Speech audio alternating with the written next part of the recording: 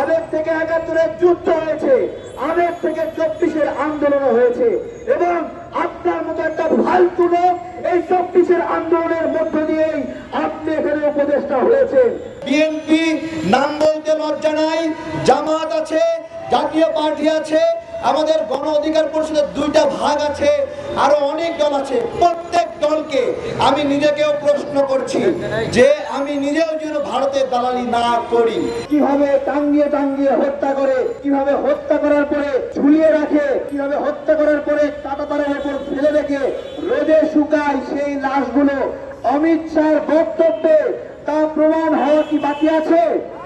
এখন বাংলাদেশ রাষ্ট্র হিসেবে উচিত ছিল এই বক্তব্য এবং সেই ফেলানি হত্যা, স্বর্ণদাস হত্যা, জয়ন্ত হত্যা, তাদের হত্যার ফাইলগুলো আন্তর্জাতিক আদালতে পৌঁছে দেওয়া, প্রতিবেশী দেশগুলোকে পৌঁছায় দেওয়া, দুবাইয়ে পৌঁছায় দেওয়া, কাতারে পৌঁছায় দেওয়া, ওমানে পৌঁছায় দেওয়া, যে পার্শ্ববর্তী একটি মুসলিম সংখ্যাগরিষ্ঠ দেশে নাগরিকদেরকে ভারতীয়রা কিভাবে হত্যা করছে, যাতে করে তাদের সেই বিদেশ গমন, ব্যবসা বাণিজ্য সবকিছুতে মুসলিম দেশগুলো অন্তত সতর্ক থাকে।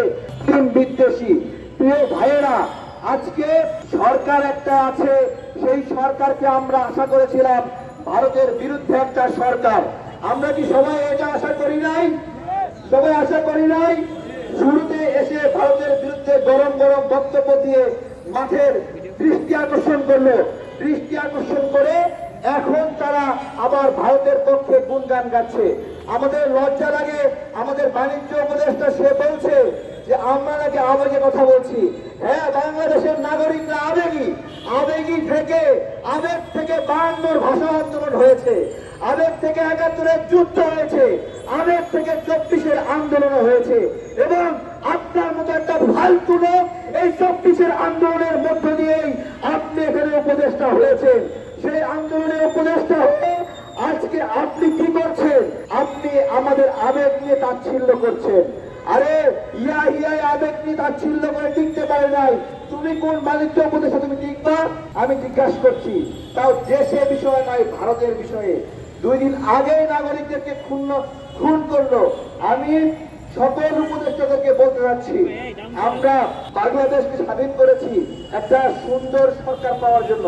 আমাদের ছিল যে এমন একটা সরকার আসবে যেই সরকারে হাসিনার লোক থাকবে না, অথচ আমরা দেখলাম হাসিনার লোক দিয়ে ভরা। আজকে হাসিনা চলে গেলেও কেন এই সরকার ভারতের তাবেদারি করছে তা কি আপনারা বুঝতে পারছেন? বোঝা যাচ্ছে? আমরা স্পষ্টভাবে বলছি, ভারতের ইলিশ পাঠানো চেষ্টাও আপনারা করবেন না। ওই ট্রাকগুলো আমরা লুট করব, আটকায় দিব, নাগরিকদের মধ্যে বন্টন করব, আমরা স্পষ্ট করছি। এবং ভারতকে একটা কথা বলছি, তোমরা পানিকে ব্যবহার করো অস্ত্র হিসেবে আমাদের বিরুদ্ধে। পানি হলো জীবন, সেই জীবনটাকে ওরা অস্ত্র হিসেবে ব্যবহার করে। পানি যদি অস্ত্র হিসেবে ব্যবহার করো তাহলে ইলিশ কেন চাও? প্রতিদিন এইভাবে চ্যালেঞ্জ করবো এখানে। যখন আপনারা ভারতের আগ্রাসনের পক্ষে কথা বলবেন তখনই আমরা চ্যালেঞ্জ করব।